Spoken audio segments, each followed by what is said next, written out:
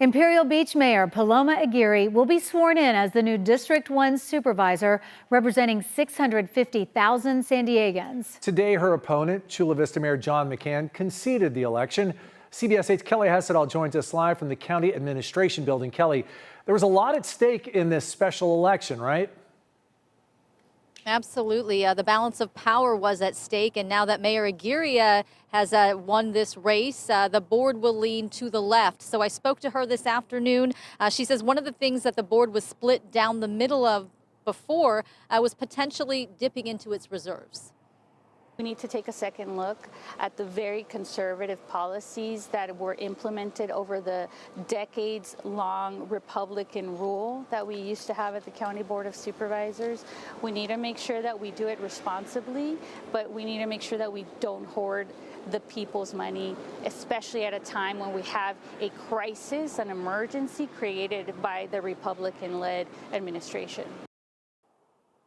And she is referring to the Trump administration's attempt to make cuts to Medicaid and SNAP, which she says could impact 140,000 San Diegans in District 1. And so she says she hasn't been shy about saying she wants to take another look at the reserves and potentially use some of that money if it's necessary. Now, beyond that, the big issue she wants to continue pushing for is the cross-border sewage crisis. The board adopted her 5-point plan to tackle the mess, and she wants it implemented as soon as possible. Also, she brought up some of the immigration enforcement that's been happening. She says she will push back against ICE raids that are going on in this community. Now, meanwhile, I also spoke to Chula Vista Mayor John McCann. He told me he conceded to Aguirre in a voicemail this morning. Here's what she said about that.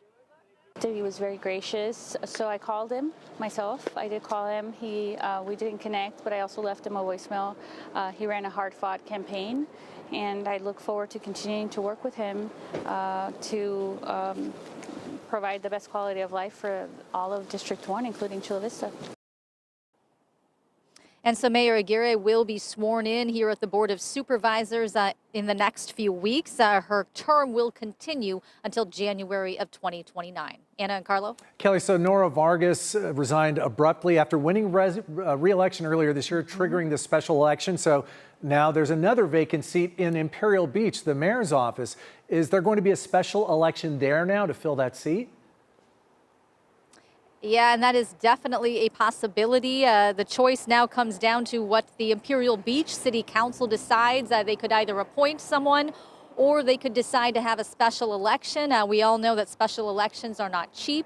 This one here for District 1 came with a price tag of $6 million. $6 million just after we had our regular election. Totally unnecessary. Okay, Kelly, thank you.